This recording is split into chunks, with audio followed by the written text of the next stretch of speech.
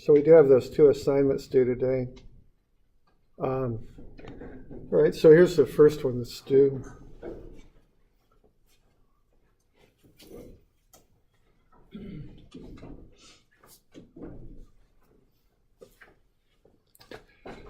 So this is an impulse type problem here.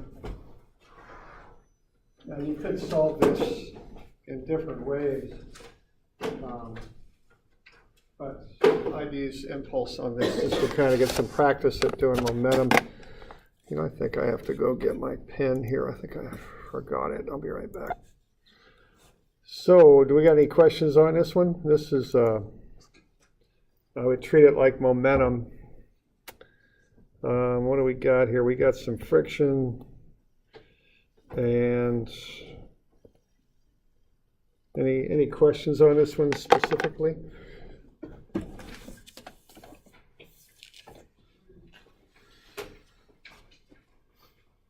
Is FT impulse? Yes. Yeah. FT is force times time. So what you, now on this stuff, on these types of problems, what you do is you look at the force that's pointing down the ramp. And that's the force that causes impulse. So you got to do a little bit of trigonometry here and get that force going down the ramp is what you need to do on that. And it's just the component of the weight that's pointed down the ramp. And then you just take that times the time. Now you also have to look at the friction as well because the friction resists motion.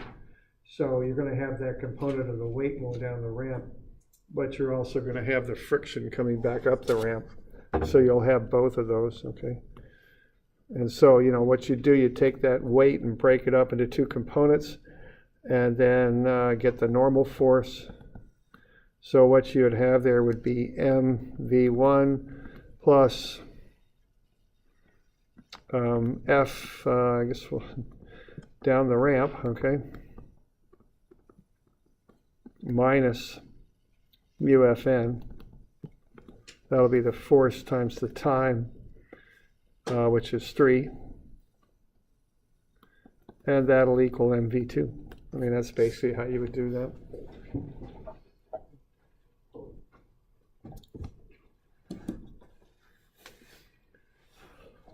Got any questions on that one?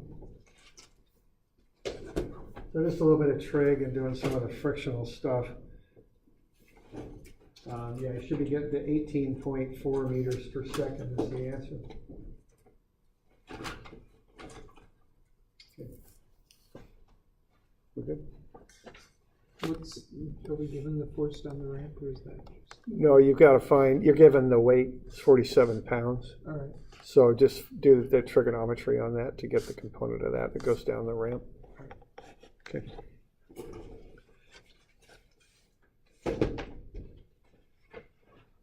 So we're good with that?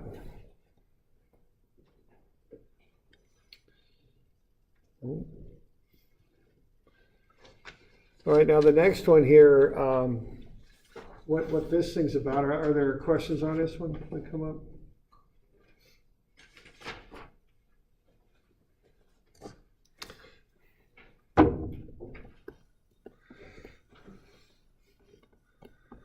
Now what this is kind of getting across, the big idea for this one is that momentum is a vector, okay? And that's important. So what you've got there is you've got the force, there's F, and then you've got the time, so 3, okay? So that's the time. So what you're going to do, again, just as before, you're going to do mv1 plus ft. The force doesn't vary, so you don't need to worry about an integral. And that'll be mv2, okay? Now, the thing on this one is you want to be sure that you realize the vector nature of momentum. So what I would do there would be to get the force in the y direction only and the velocities in the y direction only. And you could look at that, but then I guess, let me see, I guess I would start actually with x. That's how I would start. So what's the velocity in the x direction? 0 in Yeah, it ain't too much, okay? There isn't any velocity in the x direction, okay? So what you would look at with that is you would look in the x direction, and you're going to go mv1 plus ft is mv2. And these all get x subscripts, basically, is how I would think about it. And that's going to zero out because there's no x velocity. So what you would do then is solve for that v2x. And that comes out to be 6.44 is what that would come out to be. All right.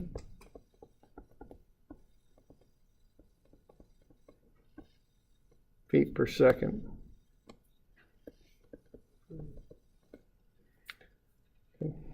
for the x. Yeah. See, there won't be any change in the y velocity, so you're going to end up with this. Like so. Okay. And then you just do a little bit of vector stuff, and you can get the V3 figured out. Okay? Remember to use mass, not weight, when you're doing momentum. Okay.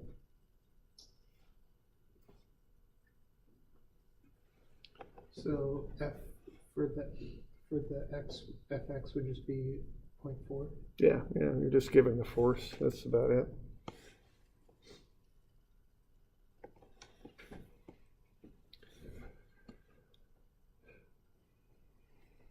Got any questions on that bit? We're doing all right?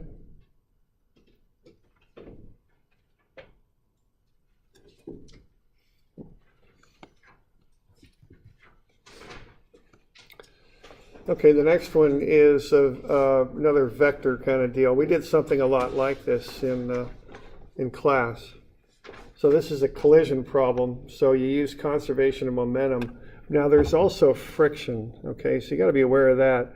That causes an impulse, which means, that makes this conservation of momentum equation more difficult to use. To use conservation of momentum, you have to keep the time very short, because what you've got here is impulse in this problem is equal to the force of friction times the time. Well, we want to zero that out. Excuse me. So we can use conservation of momentum. So to do that, what we assume here is that the collision occurs in an instant, okay? So we're going to assume the collision time is approximately equal to 0. That way the friction doesn't affect the collision. Okay. So you can go ahead then and use conservation of momentum for the collision, but you can't use it for the whole problem. So you have to break the problem up into two parts. Okay, so the first part, so this is more of a realistic kind of accident reconstruction kind of problem. You've got that distance. So here you'll use work energy just like we did in class. It's on flat ground, so that's a little bit easier. And what you're going to want to do is find the velocities of both of those objects just after the collision. You're going to kind of walk them back with work energy.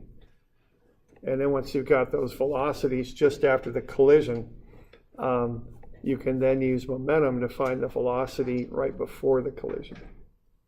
Okay, so that's the strategy on this.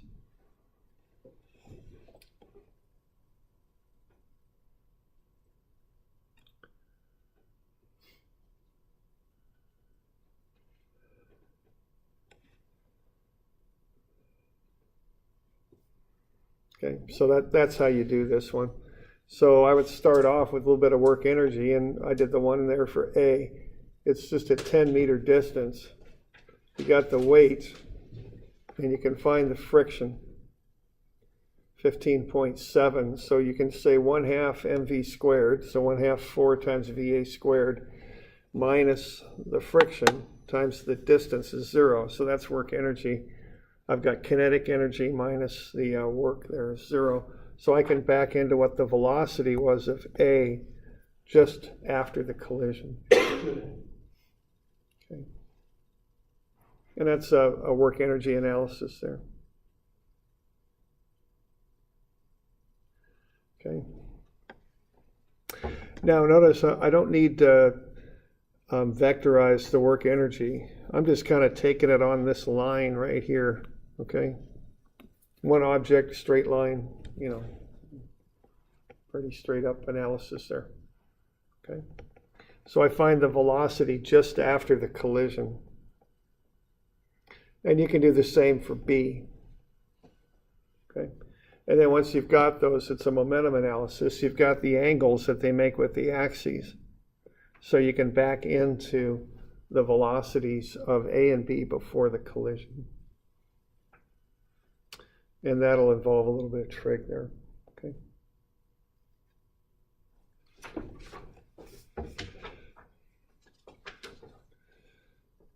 And you could solve this out many ways, but work energy works the best because you've got the distance and you got the friction. So you've got work pretty directly there. So with work energy, you can knock that thing out in one step. You don't need to do multiple steps as you would with other methods.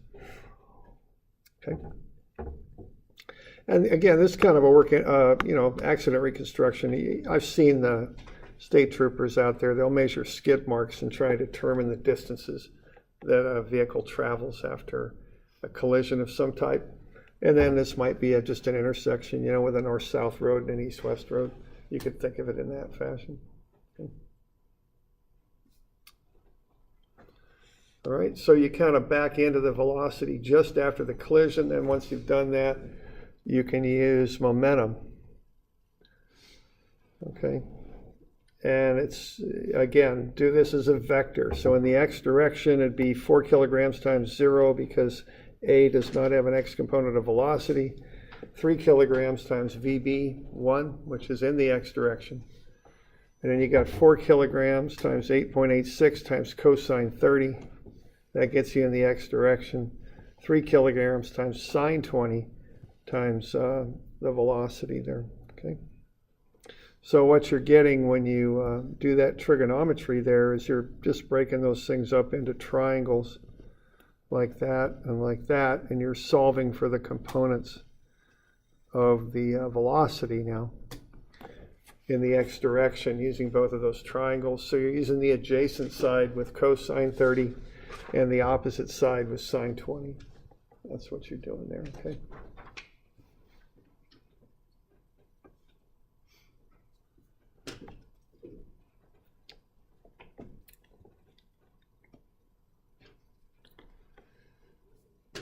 You okay with that?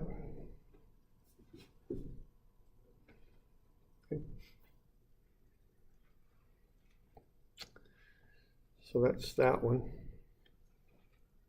And you can do the same thing in the y direction. That's the basic approach to figuring those out. Okay.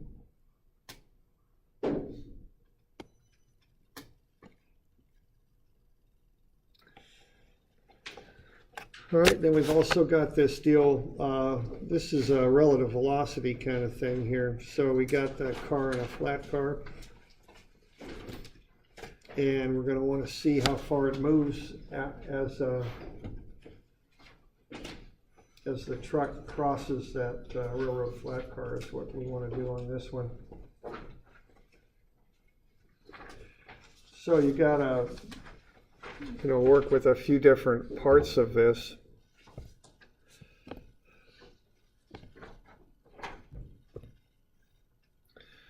So if you want the velocity there, that's going to be what, 12 meters traveled in 3 seconds. So that's 4 meters per second. But what you want to realize is that's the velocity of the truck with respect to the flat car. That's a relative velocity, okay?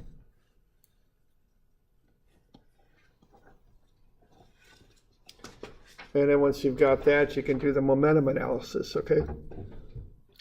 So this is relative velocity here. You have to do this because the flat car rolls as the truck crosses it. So that flat car is going to move back.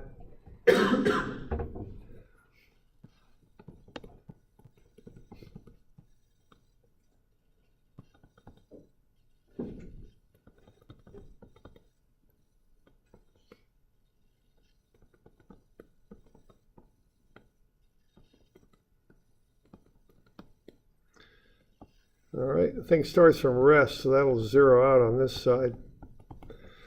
And then you can plug in the mass and velocities of the truck and the flat car. Now, the velocities of the truck and the flat car are unknowns. You don't know what they are. So what you can come up with out of that is negative 0.2375 velocity of the flat car is the velocity of the truck. You can also take the reciprocal of that if you wanted, okay?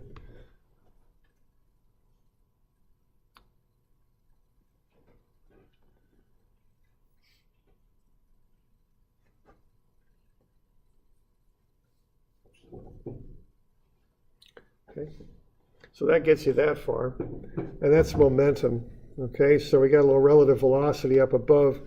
This is momentum. And then to finish the thing off, what you want to do is to use a relative velocity equation.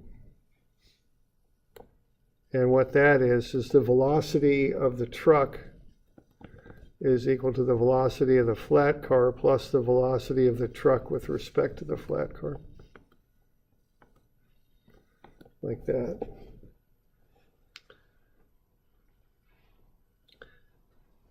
Okay, because you've got the velocity of the truck with respect to the flat car. You've got the flat car, and then you know the velocity of the flat car as it relates to the velocity of the truck. Okay, like that. So then you're all set up to go. And what you can find then is the velocity of that flat car is minus 1.185 meters per second. So in 3 seconds, you can see how far that flat car will go if it's traveling at that speed. And that's minus 3.56 meters. Okay. So this momentum, you often combine it with other methods to work out and figure out what you need to know.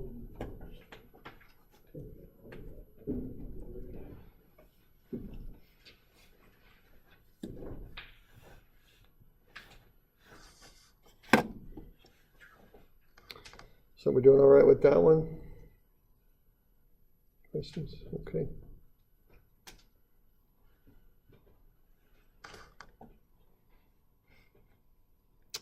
All right.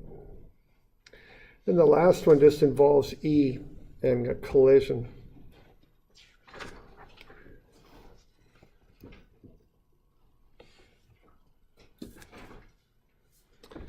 So what you've got on this one is you want to look at two different analyses. You look at E and then you look at momentum, okay? Watch your signs, that's all, on this one. Oh, I forgot what E was for a second. Oh, yeah, E's the coefficient of restitution. I was thinking the other E. Oh, right.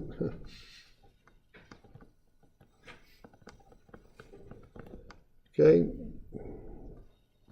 Now just watch your signs, and what you're going to get when you do that is what these things equal. So what we're doing here, we're doing collision analysis.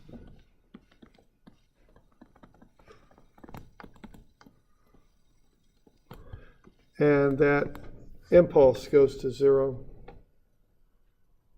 Okay. So what you do, you just take the mass times the velocity coming in, and then you equate that to the mass and velocity after the collision. And that's one equation you've got there. And that has 2 unknowns. So that, that by itself isn't going to do it.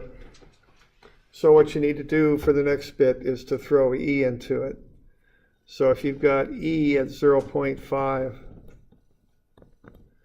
what you'll have then is that's going to be what, VB2 minus VA2 over VA1 minus VB1, okay? So that would be 3 plus 2. Yeah, again, just be real careful of your signs on these. That 2 is going to the left, so that's negative. It's a negative number, so, just watch it a little bit. But in the above equation, we don't treat it as a negative, right? No, you do. Signs are used on everywhere on these things. Okay. So, you can work through these two equations and two unknowns. So this is equation 1, and this is equation 2. And then you solve. And I think you have the answers on that. So if E is 0.5, you get those answers right there. So notice that A is a negative number, meaning it's going to bounce back to the left. B is a positive number, it's going to go to the right. Okay.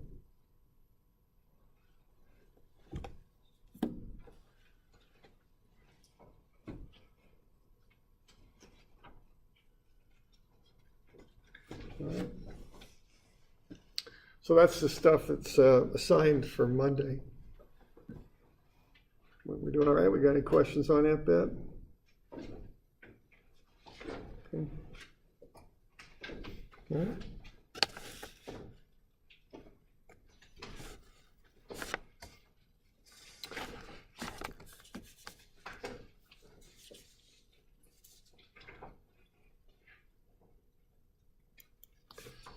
Let's see here.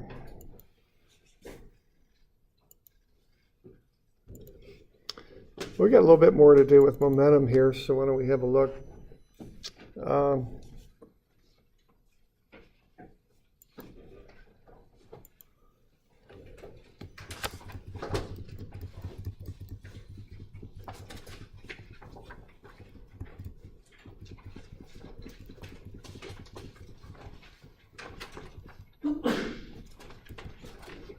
So let's have a look at angular momentum. So this is a kind of a different way of analyzing momentum. It's similar to linear. It's just got some additional features or an extra thing to consider with it. We're on 496 is where we're at.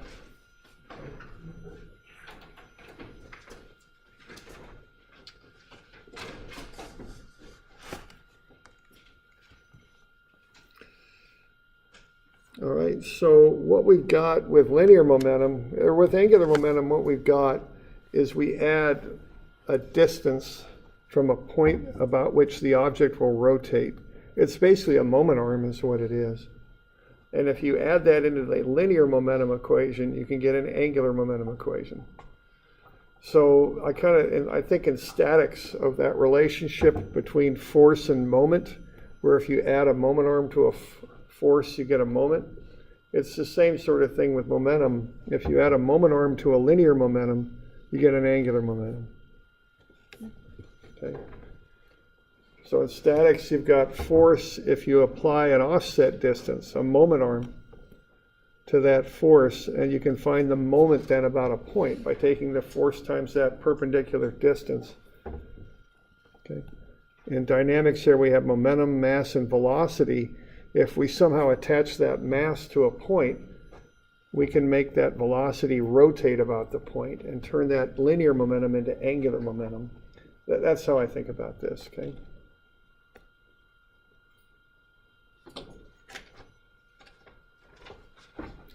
So your linear momentum, mv1 plus f dt equals mv2. Well, if we want to change that into angular momentum, what we do is we add a term of d for offset distance. Okay? And then that will turn whatever, that linear momentum that you start with into an angular momentum. That's how I think about this stuff. Okay. So what FD is then, if you have your linear impulse, f dt, you add a d to it, what you get is a moment, okay? So that's basically how you go from linear momentum to angular.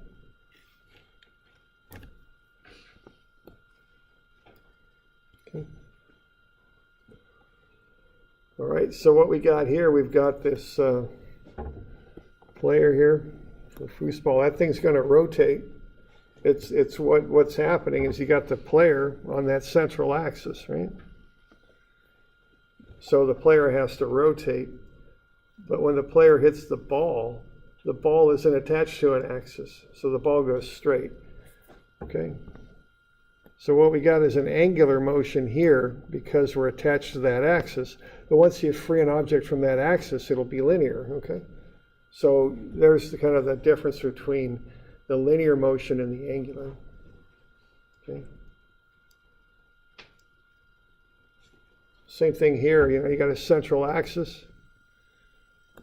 You can swing around and hit the puck. Okay, so that's angular momentum.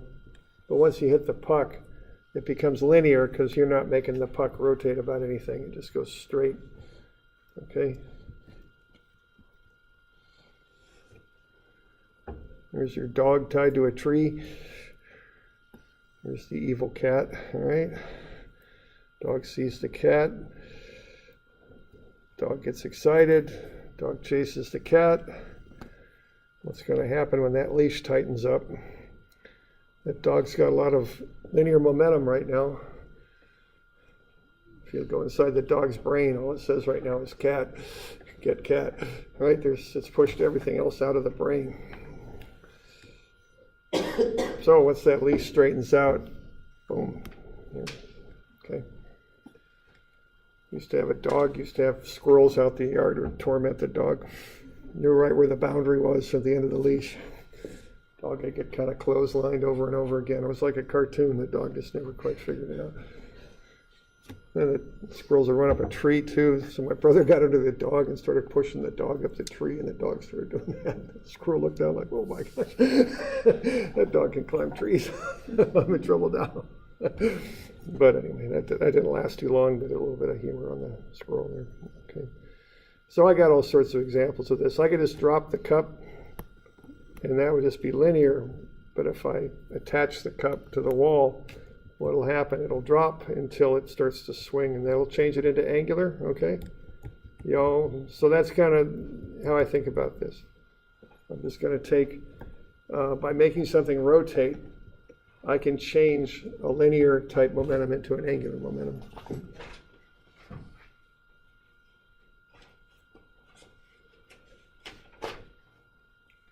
So why don't we look at a couple examples here. 498, we've got two masses on a bracket. We'll assume the bracket doesn't weigh much.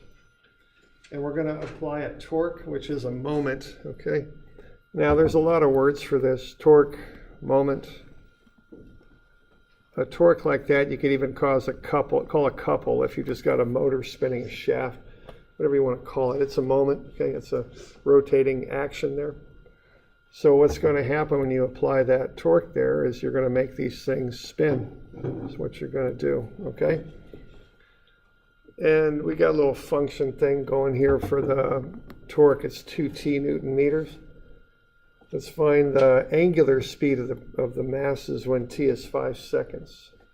Okay, we're assuming that bracket's really light. Okay. So what you would use to analyze this is that angular momentum equation. Okay. We're starting from rest.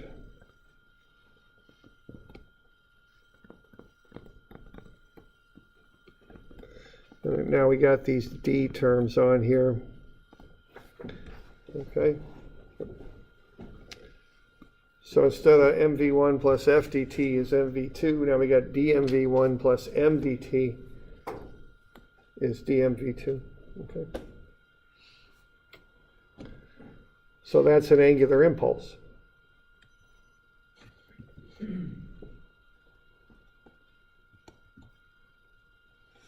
All right, so that first term is going to zero out because this starts from rest. We've got a moment, so that's an integral from 0 to t dt. And then you just add in the terms for the two masses. The distance is 70 centimeters. You want to stay in standard units on this stuff, though, okay? That way things match, especially when you start combining these terms with those. They don't naturally match, so you've got to be sure you're in standard units so that your mass and velocity and distance will get you to a moment, okay? The units are different, but they're comparable, but you got to be in standard units to make sure that happens. So we got an offset distance there of 0.7 meters. We got two weights, 8 kilograms per weight, and then times the velocity there. And that's the linear velocity? Yeah, it is. Yeah, that's a good point. See, even though this is angular momentum, if you look at that term, that's v, okay? So that's a linear velocity, even though it's part of the angular momentum equation. And that would be in meters per second, okay? And remember that's a point of confusion for people sometimes. Okay.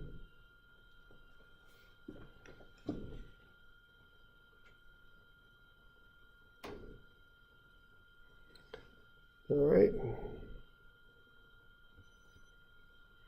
So it's just a matter of, integrating and solving for v. You're going to the integral of 2t is t squared. Evaluate that from 0 to t. So you're going to get t squared is 11.2 v2. Plug in 5 for t, you get 25 is 11.2 v2. So v2 is 2.23 meters per second. So that's the linear speed of these weights at 5 seconds. So that's the speed at which they're moving. It'd be 2.23 meters per second when t equals 5 seconds. Okay. So that's what we get out of that equation. That's what comes right out of it is v. All right. So from there, it'd be a matter of getting that converted back into angular speed. Okay.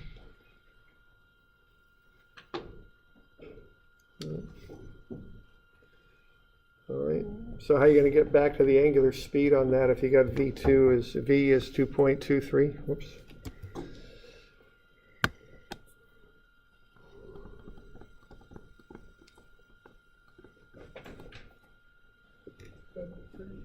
Yeah, just take the radius out, right? Because we got v is r theta dot. Now, in physics, I think you call that v equals r omega. We'll call it omega here pretty soon. But for some reason, they use theta dot in dynamics generally, and I'm not entirely sure why, but they do.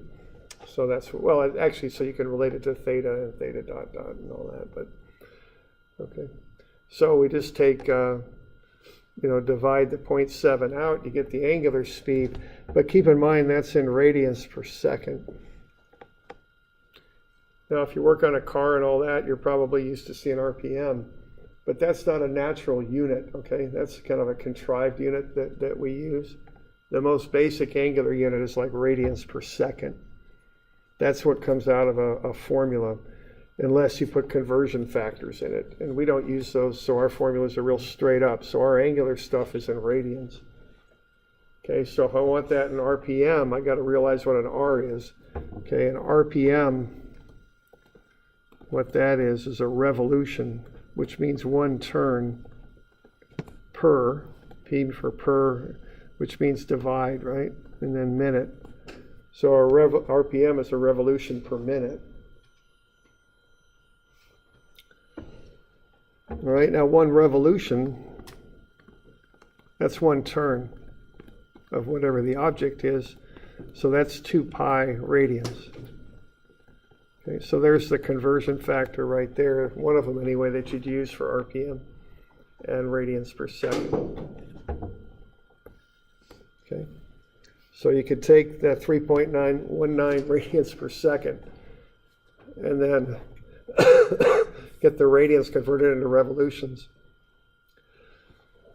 and then get the 60 seconds in a minute, and that'll get you into revolutions per minute. Roughly RPMs a little less than 10 times radians per second. Okay.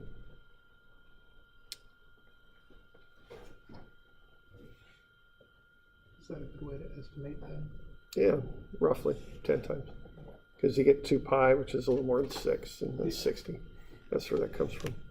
Okay.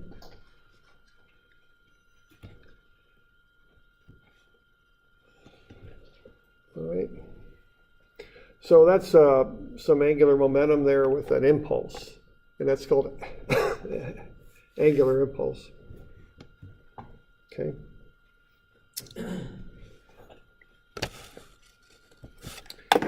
Now let's have a look at a couple other things here. But so we good with that one? Doing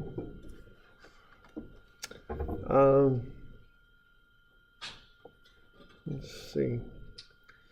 So what we got there is d1 mv1 plus the integral of m dt is d2 mv2, okay? Now, if we can get that to zero out, we get conservation of angular momentum. And that's basically the angular momentum on one side equals the angular momentum on the other, okay?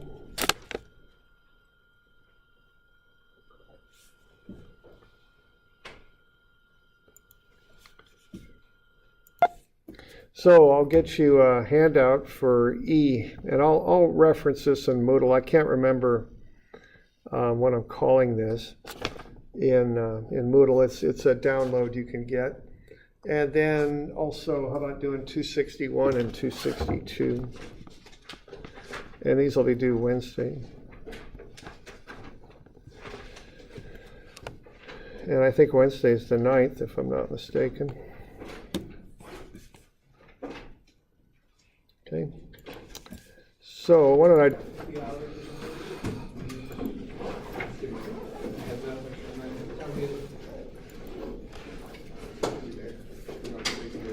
on this one there's a little bit of a blank spot on the copy. It should say that E is 0.54.